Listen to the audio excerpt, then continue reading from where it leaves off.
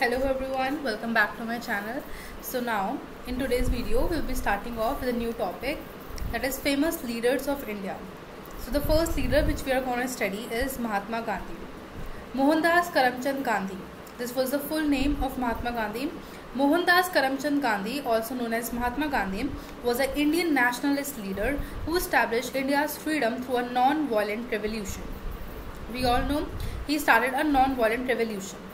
Mohandas Karamchand Gandhi was born on October 2nd, 1869, which is also celebrated as Gandhi Jayanti, in the town of Porbandar in the state of Gujarat. He did his schooling in nearby Rajkot, where his father served as a diwan to the local ruler.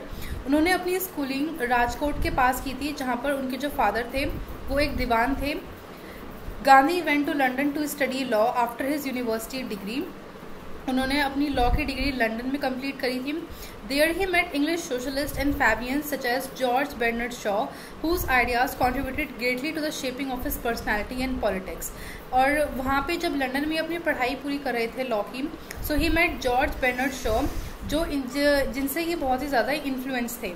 He returned to India in 1891 and then accepted a job at an Indian law firm in South Africa. 1891 में वो India वापस आए and there उन्होंने Indian law firm में एक job accept करी जो कि साउथ अफ्रीका में थी.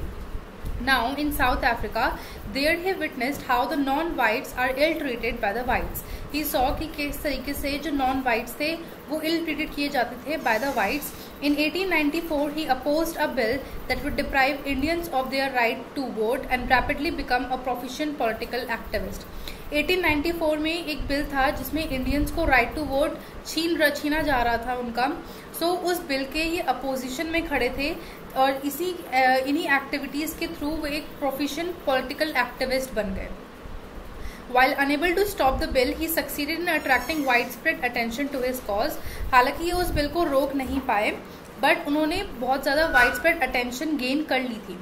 Gandhi develop the satyagraha devotion to truth, a new non violent way to redress wrong. उन्होंने एक नया मेथड डेवलप करा जो कि एक नॉन वायलेंट वे थी, which is also known as satyagraha, that is devotion to the truth, ahimsa और नॉन वायलेंस प्रिंसिपल को लेकर किसी भी गलत काम के अगेंस्ट खड़े रहने के लिए.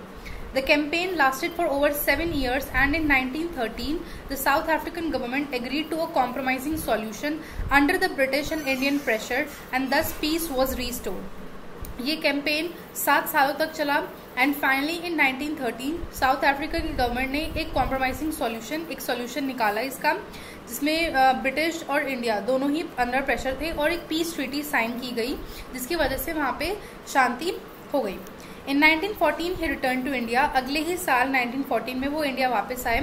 Then in 1919 the British plans to intern people suspected of sedition prompted him to announce a new सत्याग्रह. और 1919 में उन्होंने ब्रिटिशर्स के अगेंस्ट एक और सत्याग्रह लॉन्च कर दिया in India. The result shook the subcontinent and indirectly led to the Amritsar massacre. इसकी वजह से क्या हुआ कि लोगों के बीच में उनकी पॉपुलैरिटी बढ़ गई और एक अमृतसर मसैकर यहाँ पर हुआ in which nearly 400 Indians were killed by the British forces, जो कि जलियांवाला बाग के नाम से भी बहुत ही ज़्यादा फेमस है, जिसमें around 400 Indians were killed. Mahatma Gandhi dominated Indian politics by the year 1920 तक उनकी इन्फ्लुएंस बहुत ज़्यादा बढ़ गई थी इंडियन पॉलिटिक्स में. He transformed the Indian National Congress and his program of peaceful non-cooperation with the British included boycott of British goods and institutions, leading to arrest of thousands of satyagrahis, all cheerfully lining up for prison for defying the British laws. उन्होंने Indian National Congress की foundation को strong करा, non cooperation movement launch करा against the Britishers. उन्होंने Britishers के good को boycott करना start करा और जिसकी वजह से उनके जो सपोर्टर्स थे, जिनको हम सत्याग्रहीज के नाम से जानते थे, वो खुशी खुशी प्रिजन जाने के लिए तैयार थे, वो जेल जाने के लिए तैयार थे on the advice of Mahatma Gandhi. For some year Mahatma Gandhi's political influence was minimal until the Calcutta Congress in December 1928, where he demanded a dominion status for India and threatened a nationwide campaign for complete independence. कुछ सालों तक उनका जो political influence था वो बहुत ही ज़्यादा कम रहा, but in 1928 the Calcutta Congress was held, जहाँ पर उन्होंने डिमांड करी अगेंस्ट द ब्रिटिशर्स कि उन्हें एक डोमिनियंट और इंडिपेंडेंट स्टेट चाहिए फॉर इंडिया, और अगर वो नहीं देते हैं तो वो इसके खिलाफ एक कैंपेन लॉन्च कर देंगे. In 1931 the round table conference took place in London. 1931 में राउंड टेबल कॉन्फ्रेंस की गई लंदन में. Gandhi attended was a sole representative of the Indian National Congress but resigned from the party in 1934 in protest as its use of non-violence as a political expedition. 1931 में round table conference London में हुई. वहाँ पर जो गांधी जी थे he was a sole representative of the Indian National Congress और उन्होंने जो अपना नॉन वायलेंस था एज अ पॉलिटिकल एक्सपेडिशन अपने नॉन वायलेंस मूवमेंट को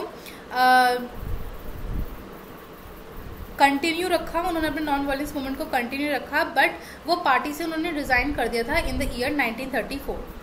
या The new Labour government in Britain from 1945 brought negotiations and these culminated in the Mountbatten Plan of June 1947 and the formation of two new dominions of India and Pakistan in mid-August. एक नई labour government बनी Britain में in the year 1945 जहाँ पे negotiations हुई दोनों ही country की तरफ से, दोनों ही कंट्री के रिप्रेजेंटेटिव्स की तरफ से, जहाँ पर लॉर्ड माउंटबेटन को जून 1947 में पावर मिली और इसकी वजह से 1947 में दो स्टेट्स बने India and Pakistan in the mid August. However, the country was divided and killing and riots between the Hindus and Muslims took place all over the world.